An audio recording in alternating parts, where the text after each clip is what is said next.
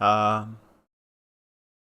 Hello, once again. My name is Ramirez. This is another episode in FrogBear. FrogBear. Um, what did I call today's stream? I don't even remember. Unconscious symbols and unconscious programming. Yeah, unconscious symbols and unconscious programming. Now, I'm not sure. I guess I should give a bit of a preface. A preface.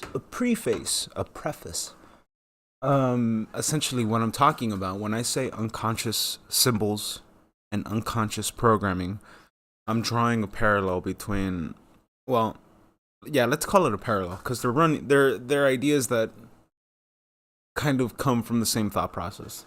If they intersect, well, that sounds like a that sounds like a defense budget program, and you know how we feel about those. We can't touch those. You're not allowed. Essentially, Carl Jung, at a very early time in his career, wanted to know if symbols had any meaningful effect on the unconscious mind. And he developed really interesting research that came in the form of understanding certain traditions that came from tribes. And one of my favorite, and I always like using this example, is his parallels towards manhood. And he has a lot to say about how there needs to be a certain transition in any man's life or any male's life at some point in time during their early age to establish to them, right, to establish to the child that they are no longer a child and that they have progressed forward to the next step of their lifehood, which is adulthood, manhood. And Carl Jung talks about how this ritual is an unconscious symbol that to the unconscious mind of the child is telling him that it is now time to leave childish things behind.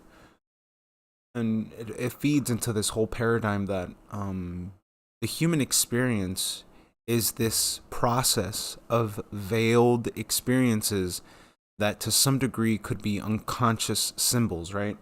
When we part off with our children when they go to college, that is an aspect of them becoming adults. How well it is established in the minds of that kid that he's entering adulthood, that differs from parent to parent, circumstance to circumstance.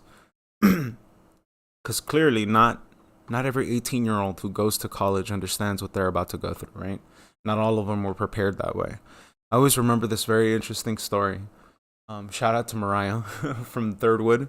But it was a funny story where I was listening in to a conversation where one girl was telling another girl, like, oh my God, girl, I never realized why my mom always washed the towels. Like, it's just started stinking really bad. Like, the inability of this girl to understand that if you kept using a towel over and over again, that it would start stinking.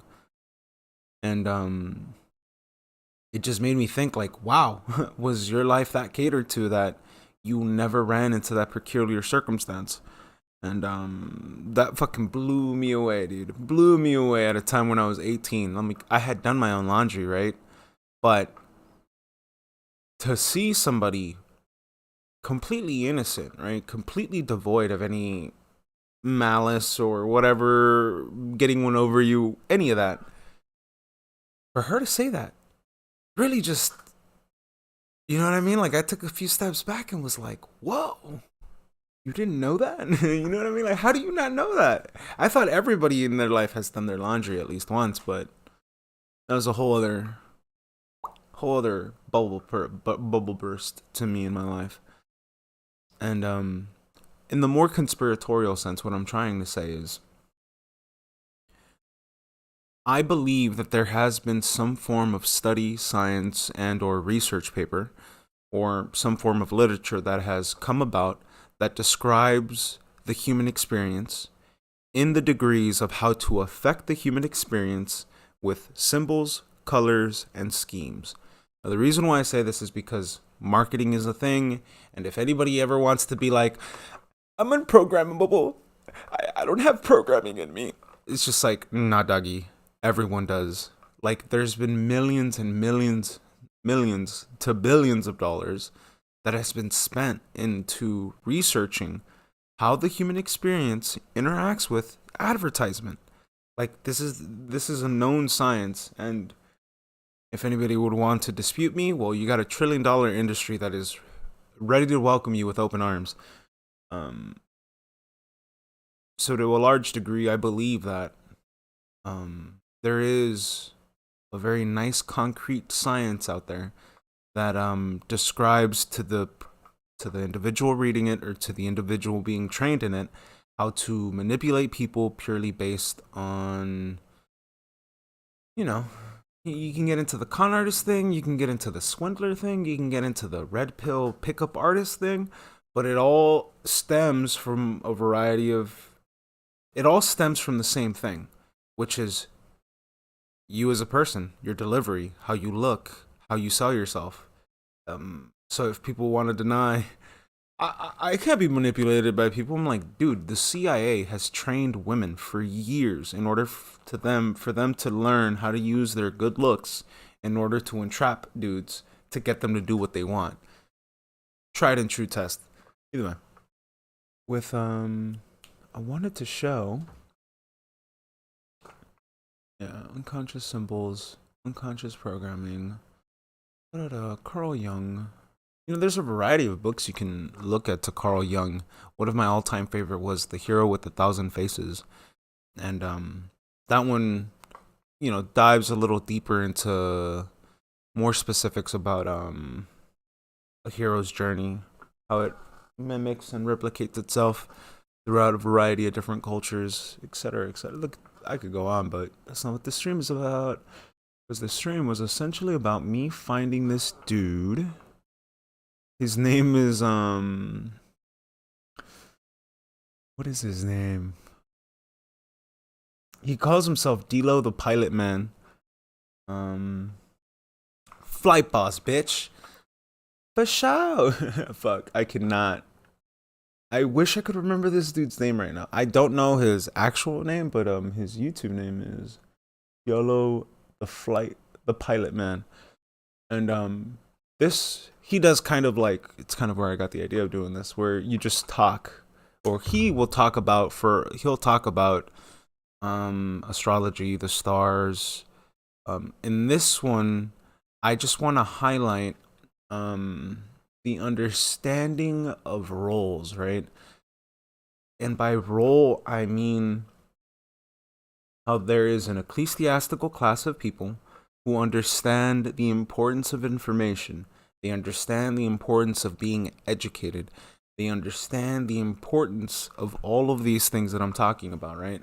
It's why Machiavellian tactics work. It's because they've withheld knowledge from the human experience that would allow them to push forward, or push forward in what way? They're not going anywhere. They're not pushing anything. They're not. It's just a very difficult subject to explain, because to say it bluntly, it's like, yeah, things that you've digested from your media, your advertisements, things that you even hold close and dear, from your favorite artist to your favorite, and by artist, right, your favorite medium. What was your favorite entertainment? Was it music? Was it art? Was it television? And when you start looking closer at these material subjects, you'd realize that by and large, they actually do affect the human psyche and its development. So this will get into like stuff like Disney, stuff like Nickelodeon, all of the TV shows that are basically programming our children now. But now not so much, considering that there is the advent of walking away from television, but now it's left to the behest of YouTube channels, which some would say it's better and some would say it's worse. I don't know. It seems to me that every kid got obsessed with Baby Shark. That to me was kind of crazy. And the fact that you have YouTube channels now that completely advertise, target, and in some cases have like machine learning algorithms that write its complete scripts.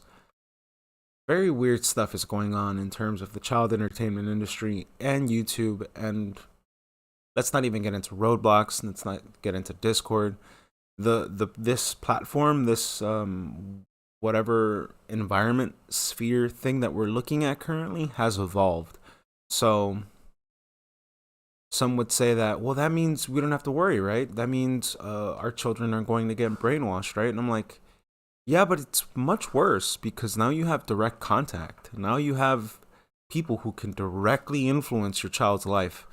And I've seen its effect. I've seen that sort of angle and its recourse and its effect on people. And it's a whole other bag of woo that I'm not ready to open today.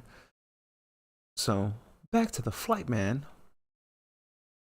Uh, Very interesting stuff. I'll just play it a little bit.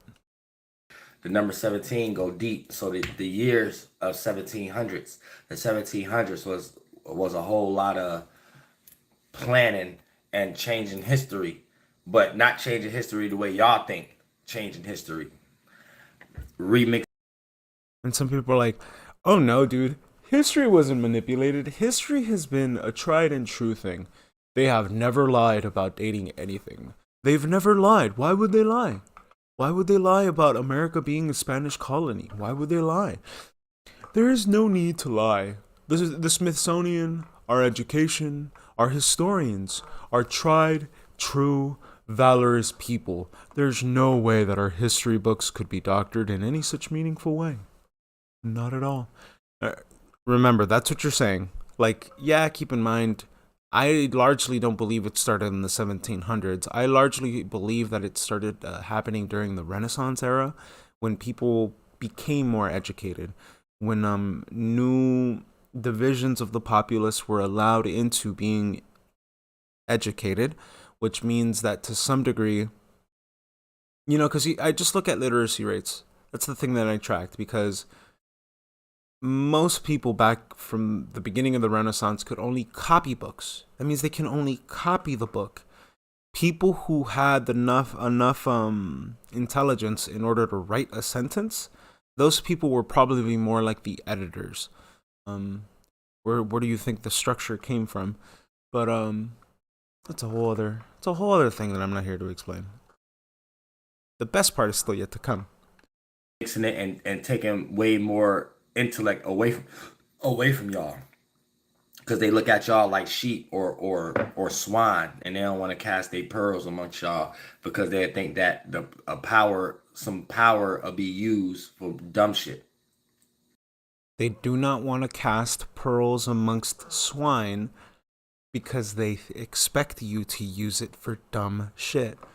A perfect example of this is the boom of billionaires that came out of software developing companies, right? All the early companies that actually survived the first technology boom internet crash.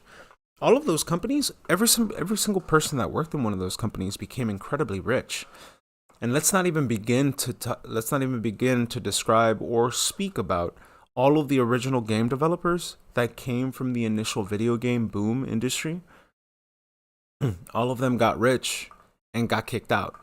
All of the original people that involved themselves in some artistic, meaningful way into Blizzard, all of them got kicked out, and the only people who got to stay were the slimiest of the slime balls. Um, and this is a thing that repeats constantly. Look at all the developers from the original Call of Duty games. All of them got pulled apart and put into different positions in order for profiteering marketing schemes, etc., etc. Like there is there is a visible effect that shows you that anytime new classes or divisions of new money came about, they made sure that that new person that became rich and a billionaire all of a sudden they control the fact that they make sure that they don't use their money for anything that would be detrimental to the beast system that currently exists. More of this. That's how they look at it. They don't look at it like they're hiding power from y'all and trying to take y'all history from something. They look at it like they're keeping more and more of their history hidden because they want to maintain rulership. And They don't want you to know what their names are. They don't want you to know who they work for. They literally hide themselves so well that you would never know that it's these people that are in control of everything. And it's always why, everybody will talk about, but BlackRock, the tiny hats of BlackRock. And I'm just like, you keep saying this, but you keep ignoring the largest player.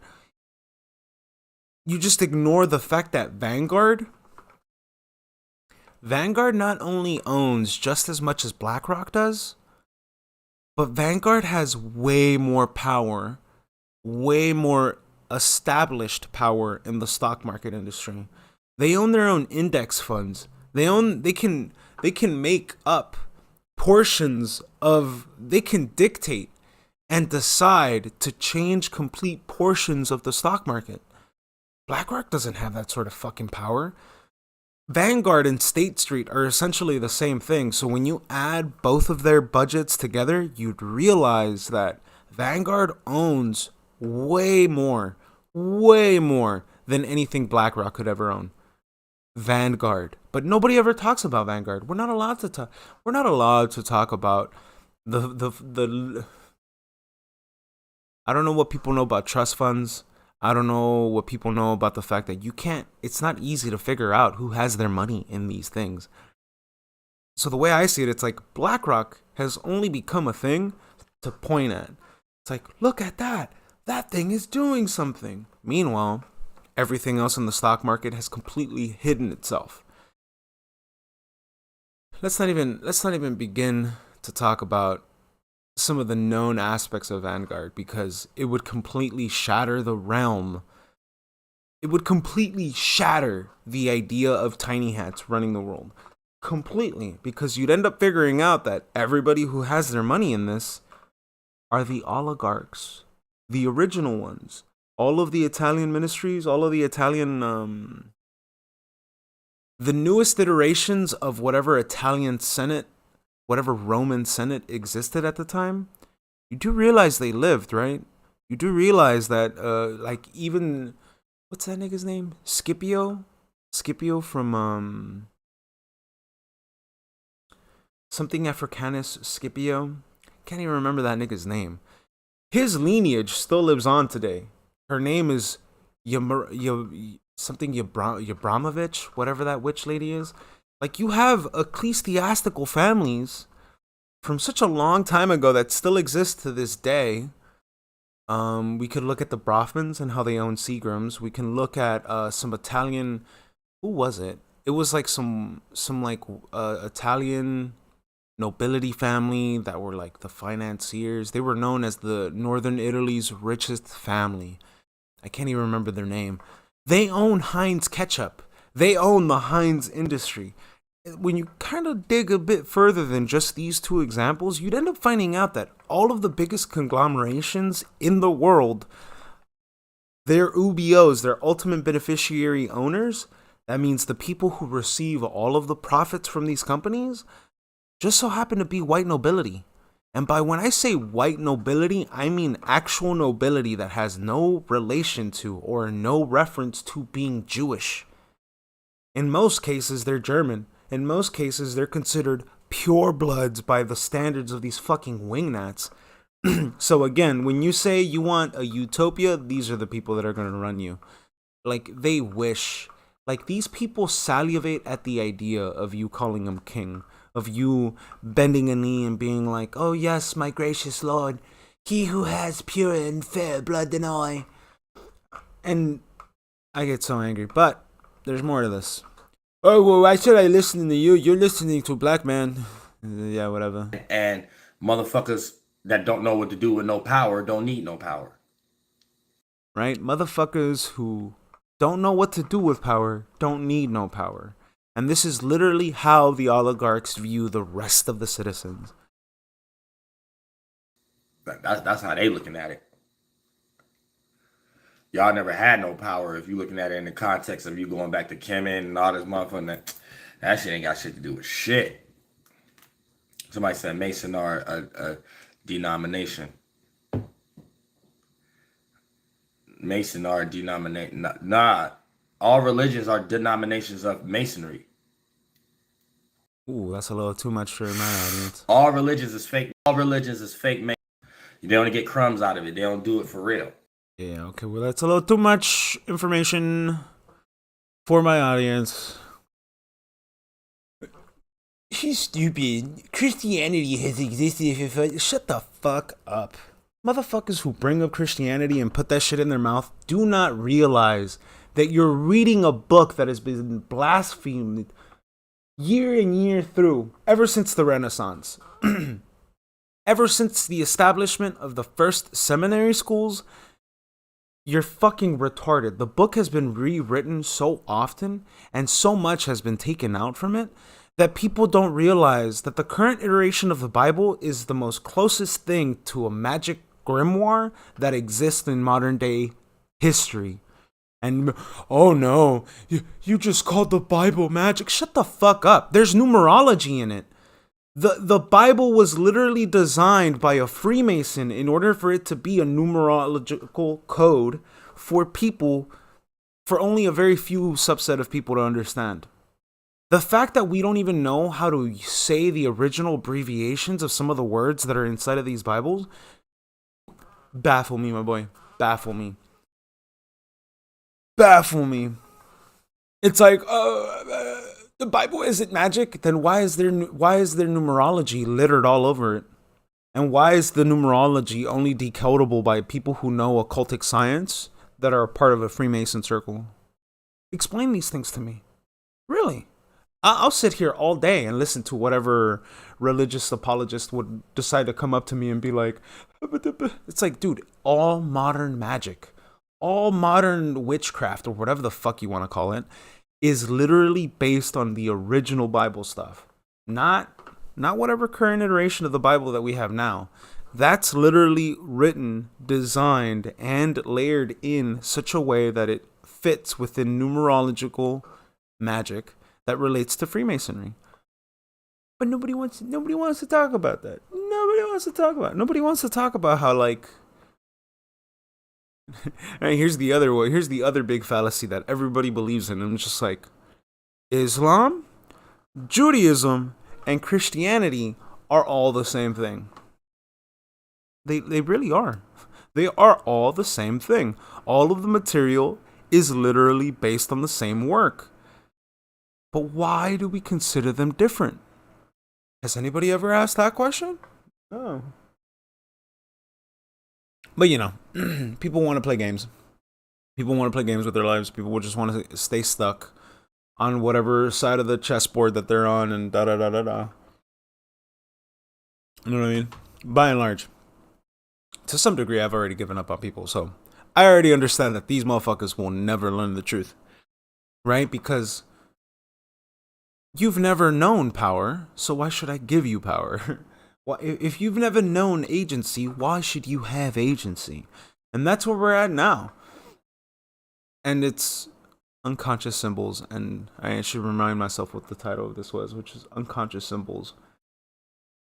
And it's the very fact that there's this unconscious knowing, not amongst the citizens, right? There is a knowing unconsciously from citizens that know who their masters are, who their rulers are. And they have symbols, they have crests, they have imagery that we could look at that tells citizens subconsciously, these are people of nobility, these are people of noblege. But either way, I think I went way too far off on another tangent. It's 24 minutes. I think I did good too. Yeah, I explained the Carl Jung stuff, the symbolism, and this all comes down to, and this all relates to the MK Ultra studies. Well, again, all of the MK Ultra material, like any of the meaningful research or paperwork that came out of it, it was all destroyed. Like, we assume that 90% of whatever research data existed has been destroyed. The only thing that was left over is like small little bits of things that were like accounting this and that. So when I say, and when I relate this to MK Ultra research, I'm doing time gated, right? I'm doing research on a time gated perspective. Who were the players? Who were the scientists? Who existed around this time period that could lead me to think or lead me to understand what sort of research was being done at the time? And, right, between time gated research, anything that concluded, anything that we could visually see in our reality. So, for example, red and yellow. Red and yellow are known to be the most interesting colors to have an effect on the human mind that allows them to be hungrier, right? So when you look at the color yellow and red put together, it makes you hungrier. And no, I'm not talking about the Communist Party in veiled tactics. Quite literally, this was discovered by McDonald's. Because we can assume some of these things, or because that is a known well fact, we can reverse engineer with who created that, who came up with that study, what could we gather from that knowledge, and how does that fit into this specific time period that these experiments were being run in California. There's always a common denominator. There's always a common liaison. There's always a common goal when it comes down to a lot of these research programs that were being looked into. And it's not even about following the money. In this case, it's follow the ideology, follow the motive, follow the agenda. That's far more meaningful when it comes down to trying to understand what was trying to be gained. Everybody always wants to be like, who do I blame? Who do I blame? At that point, you'll never know. That's they're right there. That's why you call it degrees of separation. And when you put degrees of separation, it's all done for the plausibility of negligent. What do you call it? When you're just ignorant of the situation. So that means if they take you to court, you could just be like, well, I didn't know. I didn't know that I was paying for scientists that were committing egregious acts on humans. I didn't know that we got the best scientists who were doing the most awful things. I'm sorry. These scientists tricked me. Either way, I think I just went too far. My name is Ramirez, and this was